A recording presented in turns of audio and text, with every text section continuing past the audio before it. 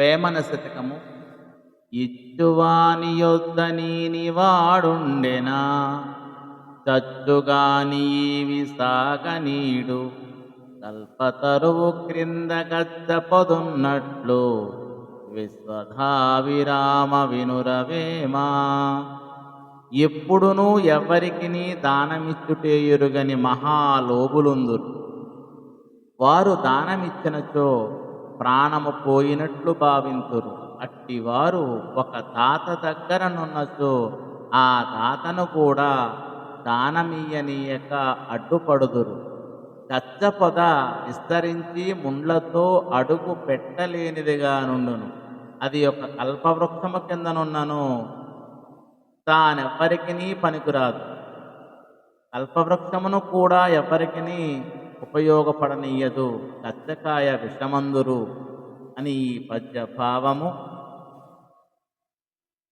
అరయ నాస్తి అనక అడ్డు మాటాడక, తట్టుపడక మదిని తన్ను కొనక, తనది కాదనుకొని తాబెట్టునది పెట్టు.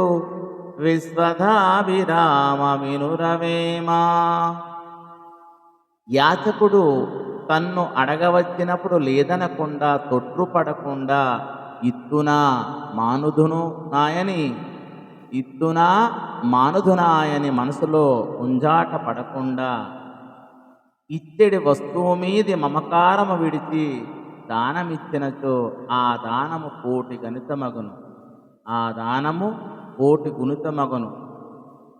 దానమిచ్చుచున్న వస్తువు మీది స్వత్వము ఇంక నాది కాదు, దీని వలన కలుగు ఉపయోగమును నాకు కాకుండా నీకు సంక్రమింపజేస్తున్నాను అనుచు చిత్తశుద్ధితో దానం చేయాలని ఈ పద్య భావము.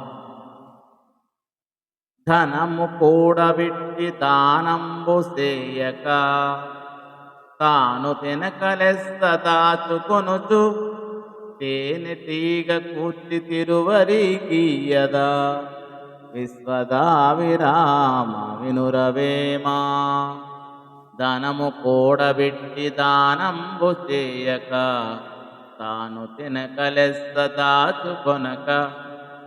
తేనెటీగ కూర్చి తిరువరికీయదా. విశ్వధావిరామ వినురవేమా. ఎవ్వరికిని దాన ధర్మములు చేయక, పోని తానైనను అనుభవించక 10 ముళ్ళు వేసి దాసుకొన్నచో అది ఇతరుల పాలగును. అనగా రాజైనను ట్యాక్సుల రూపమున తీసుకుని పోవును. అనగా ప్రస్తుతం రాజు అనగా ప్రభుత్వము అని అర్థము. లేదా ఏ దొంగలైనను దోచుకుని పోవుదురు. తేనెటీగలు చాలా కష్టపడి పువ్వునకును తిరిగి తిరిగి తేనెను సంపాదించి తాము తినకుండా దాచుకొనును. దానినెవ్వడో దారిన పోవువాడు చూసి తేనెటీగల నదిలించి పొగబెట్టి తేనెను కొల్లగొట్టుకుని పోవుదును కదా అని ఈ పద్య భావము. ధన్యవాదములు.